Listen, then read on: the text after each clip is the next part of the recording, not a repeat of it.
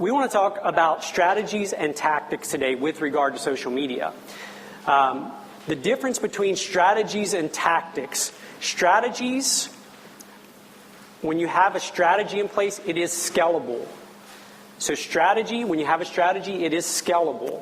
A tactic is a tangible component or a piece.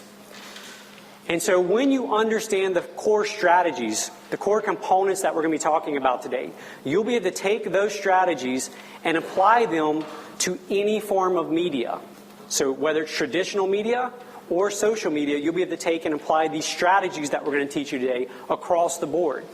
What happens, though, is when we come to these events, we think we want to learn the latest hack or the latest gimmick or the latest magic bullet that is going to greatly catapult my business, my success, my efforts online. The challenge with that is, unless we understand the strategies and what makes these pieces work, these tools work, we're going to fail. So how many of you have maybe jumped on a bandwagon and tried something that came down, something new that came down the pipe that you thought, this is going to be it. Once I learn this, I'm going to, greatly increase my success. How many of you have tried something like that? And what happens is we often end up falling short of our expectations. And the reason is more than likely the strategy behind it is incorrect. Headlines, the main purpose in a headline is to get you to continue reading, to read the very next sentence, and that's it. And so a lot of what we're talking about today is great for Facebook marketing, but you can use this for anything if you do run ads with the conventional method. This is something you can use for that, and then definitely on Facebook. So remember, a headline should always get the person to read the very next sentence. Has anybody read this book, Start With Why? All right, it's a very, very good book for anybody, not just in marketing, but in business. It's just a concept that just hits every aspect of business, marketing, sales. But the concept is you should always start with why when advertising or talking to a customer. So humans most of the time start with what. Like when we try to sell our products, we start telling them what. Like Annie has a traveling agency. I'm not saying she does this, but most of us would say she sells high-end traveling packages, like $10,000. So you come to her and you're like, oh, well, yeah, look, first you're going to go to Rome, and then we're going to put you on this boat, and it's going to go to so-and-so, and the flight's going to be this long, and it's going to cost this much. And you can have like these 3 excursions, and you're telling them what. But really what they want to know is why. They want to have an emotional connection. You're going to have a memorable trip that you'll never forget. This trip is something that nobody in the world, or very few people in the world, ever get to do. You're going to bring your family. You're going to be so much closer with your family after having experienced this. Like, that's a why. That's an emotional connection. And then you get into the what. So the headline should always convey the why. Matt with Joseph's Paint. I want to walk in. I want my living room to be stunning when I walk in. I want people to compliment it. I want people to want my living room. So everybody's heard of Dell computers, and the way they marketed was they talked about what. They talked about what. We also call it features. So I don't know a whole lot about computers, but they talked about the processing speed, the size of it, how easy it was to use, the RAM, that sort of thing. They talked about the what. The company that talked about the why and who is leading the industry right now, does everybody know this? Or what company is this? Apple. I mean, they don't even have the name of it up there, and you know what it is. Because they started with the why. They said if you want to be an innovator, if you want to make a change in this world, you use our stuff. And that's why they have the image that they do. So let's get into headlines and specifics. I want to give you some specific headlines and formulas that you can use when creating not just your Facebook ads, but any kind of ad. That first thing up there is supposed to be a bunch of people. It stands for social proof. So one type of headline, there's 3 categories of headlines. One is social proof, like everybody's doing it. The other one is a threat. Like, if you don't do this, you're going to miss out on this. And then the last one is a gain. So try this and you're going to get this result. So let's actually look at some of these. I have three templates right here for you. And my background is in engineering, so I love a template that I know is proven and works and I can just fill in. So social proof, the first one, how an impressive number got blank result in time period. So, like, let's just jumping back to JMO. It could be how 15 people sold their house in less than 45 days. And so when you're doing a headline, the reason I like that first one is because it conveys time. People want to know how long it's going to be. Yeah, 15 people sold a house in Alexandria, but what if it took them 5 years? Like, that's not impressive. You see social media ads like learn Spanish in by say if it said learn Spanish by practicing 1 hour a day every day for 10 years. You'll have the best Spanish in the world. Like, nobody wants that. They want to learn Spanish 5 minutes a day, and in a month they can speak it. So you got to convey time. Another one is, let's see, how desired result like world-class example. So I really like this one. So it's, is Stacy McMickens in the room? Oh, okay. All right, so Stacy, will you tell us a little bit about your new business?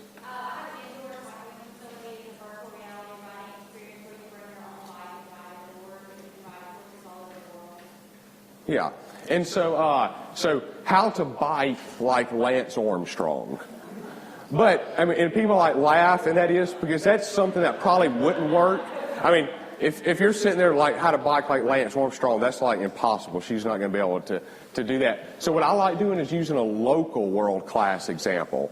Like, there's a guy named Tracy Martin that's from here. He's really good at biking. So it could be how to bike like Tracy Martin. Let's just jump to the next one, threat. So this is threat and fear is the biggest seller. So people are much more in tune with what they're going to lose compared to with what they're going to get. If I told you you can your business can make $10,000 by coming to this event, all right, yeah, a lot of people will probably come. But what if I said, if you don't come to this event, your competitors will, and you're going to start losing $10,000 a month. A lot more people are going to come to that second one. So don't try blank without doing this first. So say if you own a gym, don't try that 30-day diet plan without trying out XYZ gym first. I like this next one, the ugly truth about blank. I like this one in using it for your industry. So say if you're an attorney and you're trying to sell your services, then say the ugly truth about attorneys. Because it's kind of people are like, why would they say that about themselves? But then it provokes them to go and read it. And then when you get in there, I'm not going to get too much in this right now, but if you were writing an article or an ad, you can say, most attorneys, they're just out for money. They don't really care about you, but I'm different. Last one is the gain. I'm a positive, optimistic person, so I tend to use this one a lot just because it's my voice and it's me. So whatever you're trying to get them, so if you're a car salesman, where the fastest cars are and how to get it. You don't have to be a world-class cyclist to come by what's the name of it? Fixed Cycling. So that's headlines and kind of how to put them together. But if you didn't listen to anything I just said or you dozed off, I've been in these before, so it's understandable. Sometimes you do doze off. I just want you to remember WIIIFM. What's in it for me? People don't care about that you have a 20,000 or 50,000 square foot facility with the latest treadmills and the latest equipment and the best trainers in the world. Like, what's in it for them? What are they going to get out of it? People don't care that you've been in business for 30 years. If their AC is broke on the weekend, they want to know that you're going to get there and you're going to fix it fast. They could care, and it's going to be fixed right. And you know what? They'll probably even pay a premium for that. And that's price strategy. That's like a whole other one of these seminars. But tell the person the why, they're going to buy, and they're going to pay more for it. Let's see, I believe Wayne is, oh no, I'm going to be here a little bit longer. We're going to go into images and video matter. So this is hack number 6. And I'm going to talk about the specific type of images and videos you should be putting in your Facebook ads. Let's look at this ad right here. Let's see, it's a little bit blurry, but that's all right. You can kind of get the general gist. But this is an ad I did for somebody I'm working with. You may have heard of her, Fit Paleo Mom. And I want you to focus on the image here. And the image uses a real person. So I think that's the first blank on your handout. Use real people as opposed to objects, as opposed to food. I always like to test things out when I run ads, even though I know it's not going to work as well, just to see what happens. Maybe Facebook always changes, so we like to test different things to make sure we're up with the latest. So for this same ad, I just ran a picture of food with no people in it, and this ad performed 3 times better than the one with just food. Same sales copy, same everything, and this was much better. So you want to use real people, and you want to use real people that they can identify with. So this right here, the copy says, want paleo recipes your whole family will enjoy? And so we have like the mother and the dad helping out. It's like an ideal situation. The kitchen's clean. The husband's actually helping. Like, wouldn't you want that to be your family? And I say that joking, but I am serious about pushing the limit a little bit. So what I mean is, if you're going to advertise something to people to lose weight, you're not going to say you want to advertise to somebody that wants to lose 20 pounds. You're not going to have a fitness model up there saying, I lost 20 pounds doing this. Because like nobody can identify with that. But I'll keep on thinking that's like the drums for like some joke I'm about to say or something. So you want to say, you want to show a person that's like relatable to them. That's not a fitness model, but maybe has already lost the 20 pounds. All right, then the next one here. So I say to identify with, there's one exception. When you're marketing to guys, you want to use a girl.